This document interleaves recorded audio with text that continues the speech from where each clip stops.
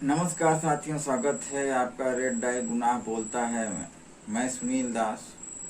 आज हम आपको एक ऐसी कहानी सुनाने जा रहे हैं, ये सुनने के बाद आपके पैरों तले से जमीन खिसक जाएगी।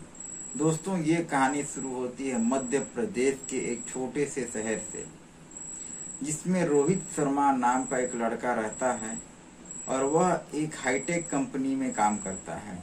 लड़का बहुत सीधा साधा सरल सिंपल, ना किसी से झगड़ा ना किसी से बैर, और उसे दूसरे के झगड़े में भी कोई इंटरेस्ट नहीं था। वो चुपचाप काम करने जाता था अपने ऑफिस। काम करने के बाद वो घर आ जाता था। ऑफिस में भी वो किसी से ज्यादा बातचीत नहीं करता था। और उसका एक दोस्त था अमन, वो थोड़ा बहुत उसी से बात करता था। वो बहुत सीधा साधा था, सरल तरीके से आना जाना उसका रेगुलर रूटीन था। लेकिन कुछ दिनों से उसका जो हाव भाव था, व्यवहार था, वो बदल गया था। अब उसके ऑफिस के लोग ये सोचने लगे कि आखिर रोहित को हुआ क्या। यह तो बिल्कुल सीधा साधा था, अभी कुछ दिनों से वो किसी से बात करता है तो चिड़चिड़ा जाता है, किसी से लड़ने झगड़ने टाइप का हो जाता है और बहुत डरा सहमा हुआ सा रहता है। किसी किसी दिन तो ऑफिस आता ही नहीं है और ऑफिस आने के बाद जल्दी गायब हो जाता है। तो इसी तरीके से दिन बीतने लगा। एक दिन अमन रोहित से पूछता है कि आखिर उसे किस बात का डर है। तो रोहित अमन से कहता है कि अगर मैं तुम्हें सच बता दूंगा तो वो लोग मुझे मार देंगे। बस इतना कह के वो घर चले जाता है और रात को अमन को फोन लगा के कहता है कि अगर मैं कल सुबह तक जिंदा नहीं रहा तो मेरे लैपटॉप का पासवर्ड पुलिस को बता देना।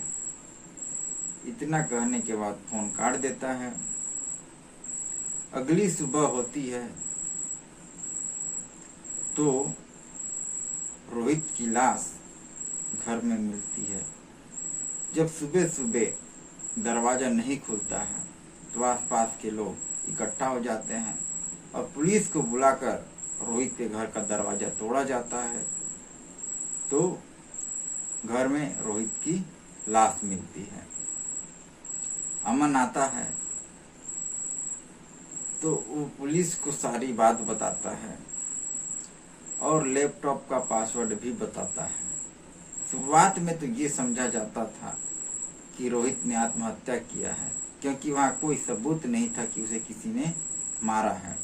लेकिन जैसे ही अमन सारी बात बताता है और लैपटॉप का पासवर्ड बताता है, उस पासवर्ड में एक फाइनल नाम का फाइल था।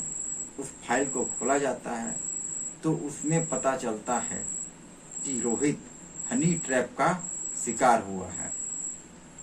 उसमें यह पता चलता है कि रोहित की दोस्ती कुछ दिन पहले, लगभग 6 महीना पहले, सोशल मीडिया पर एक लड़की से हुई और दोस्ती बढ़ती गई और दोस्ती प्यार में बदल गया। उनके बीच अच्छी बातचीत होने लगी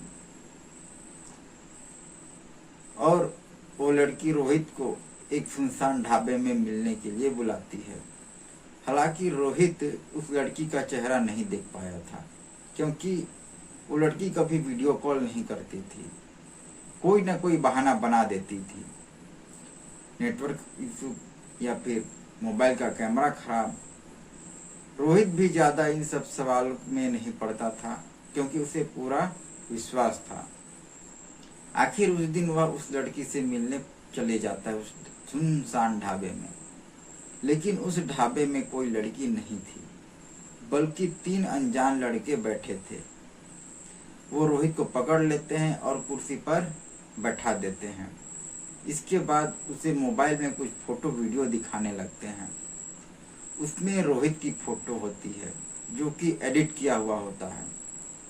वो लोग रोहित को धमकी देते हैं कि अगर तुमने हमें 5 लाख रुपए नहीं दिया तो हम तुम्हारा ये अश्लील वीडियो और फोटो तुम्हारे परिवार वालों को और तुम्हारे ऑफिस में भेज देंगे। रोहित बदनामी के डर से उन्हें पैसा दे देता है। अब वो बदमाश समय समय पर रोहित से पैसे की डिमांड करते रहते थे।